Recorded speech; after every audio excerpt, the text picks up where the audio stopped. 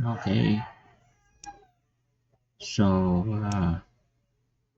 good morning or good afternoon.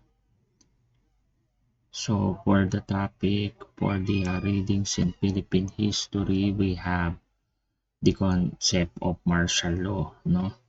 Actually, itong martial law, maraming documents ito, no?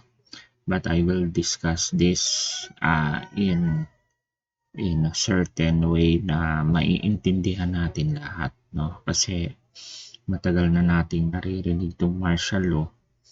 Pero ano bang nasa likod na ito, no?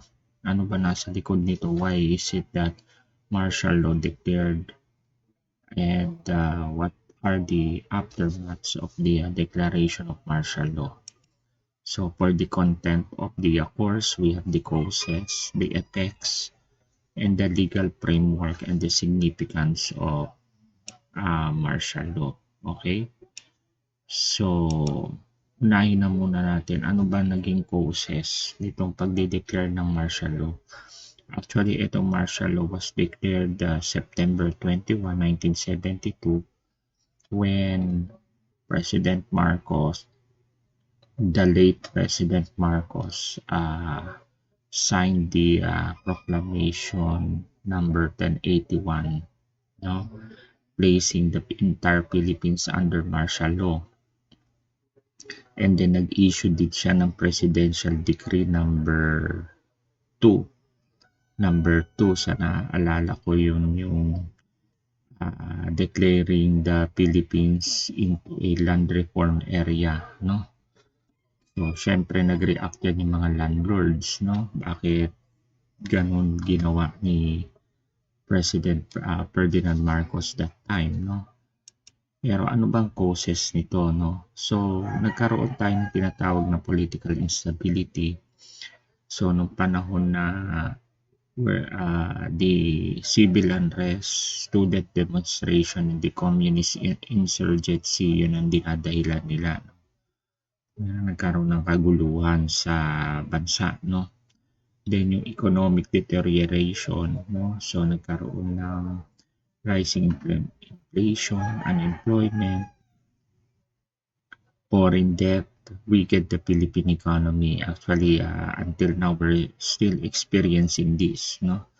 Pero di naman tayo nag-declare ng martial law, no? Parang naiisip lang natin noon parang dahilan na lang ng Marcos administration. Sabi-sabi nila, no, na to to extend his political power, di ba?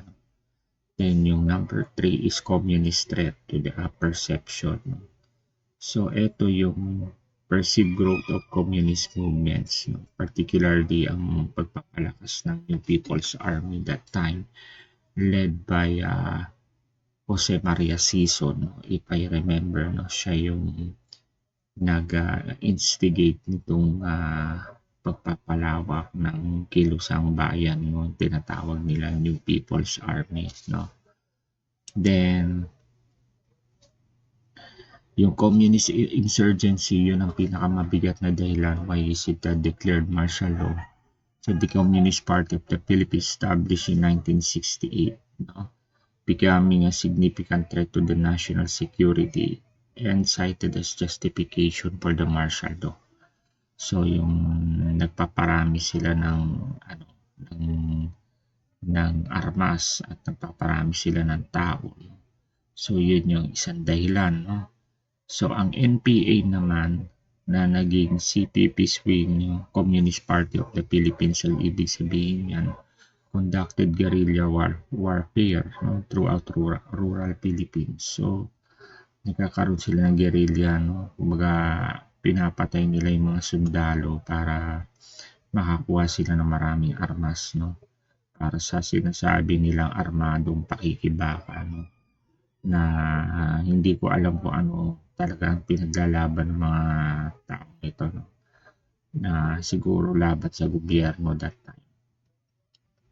So ang reaction ni Marcos dyan is that President Marcos leveraged communist insurgency fears to justify martial law. So yun yung dahilan. Actually, sa mga textbooks nakasulat, there are only two causes why is it declared martial law. No? One is to save the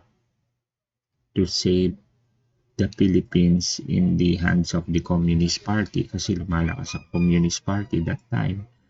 Then the number two is to create new society or magkaroon ng bagong lipunan that time, no? Okay?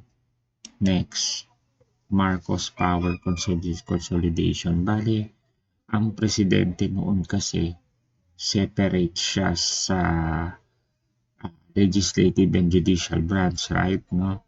Ngayon, magkakaroon ng panahon ng martial law ay magkakaroon ng power consolidation. Ibig sabihin, mas mapapalawak yung kapangyarihan ng isang presidente, no?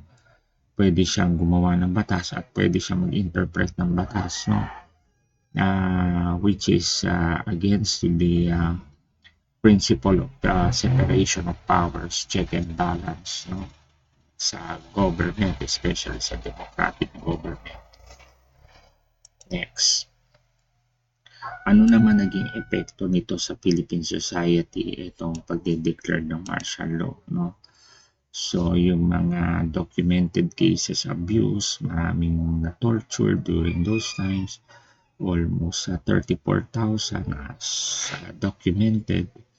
Tapos yung mga sinasalvage, yung mga tino-torture, and then ang mga legal remedies denied kasi nga kung martial law, sinususpend yung habeas corpus. So, kung ikaw ay halimbawa ay napagdiskitahan ng military or police na ikaw ay sangkot sa mga insurgencies, then pwede ka nilang hulihin na hindi ka hinaharap sa korte, no?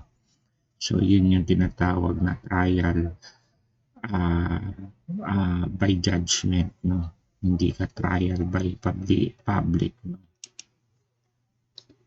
So, yung economic consequences, nagkaroon ng problema, bumagsak ang ekonomiya, hindi naging maganda ang credit rating natin, at maraming mga bansa ang investors ang umaalis dahil sa kaguluhan that time.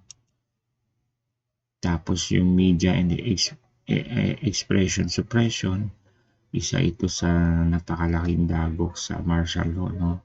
Censorship, silencing political dissent, ibig sabihin itong mga kalaban sa politika ni Marcos ay pinatatahimik, no?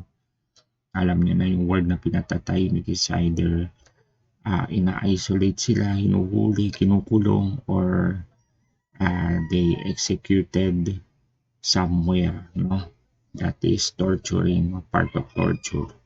Then legal framework for suppression, ibig sabihin ito yung mga legal remedies na pinagkait sa mga tao, no?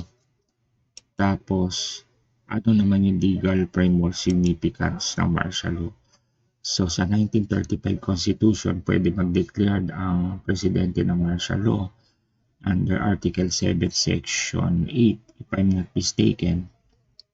Nakalagay naman dyan sa 1987 Constitution na ginagamit natin ngayon, hindi na ganun ang presidente, no? Na kailangan magre-report pa siya sa Congress within 30 days, if I'm not mistaken, to justify the declaration of martial law, no?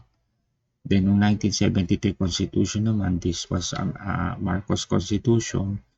Then ito ay pinagtibay naman, no, nung panahon ni Marcos kasi sa panahon niya yan, no? Tapos historical impact, nagkaroon ng social division, economic consequences, di magandang naging ekonomiya, yung human rights na abuse. Okay? Then, ang legal reforms ng panahon ni Marcos ay lalo lumakas ang human rights legislation that time, no? Tapos yung martial law reforms, and especially yung pagkakaroon ng 1987 Constitution after the EDSA People Power Revolution. Ngayon, ang gagawin natin after this lecture is gagawa tayo ng reflections at least 2 to 3 paragraphs, no, in your notes muna, no, notebook muna. Ano masasabi nyo, no, sa martial law, no? Ito ba ay nakaapekto sa atin until now, nagmumulto sa atin, or ano ba ang sa tingin ninyo, no? May relevance ba ito sa history natin and so on. So yun lang muna for my 10-minute discussion, no? So part of it, you will write your reflection as your seat work. So have a good day. Didi-discuss pa natin to sa face-to-face kasi very limited ang time natin dito kasi may pinagagawa ko sa inyo. Okay? So somehow, sana nakatulong sa inyo yung discussion na ito, no? Yung maikling discussion. Have a good day and thank you very much.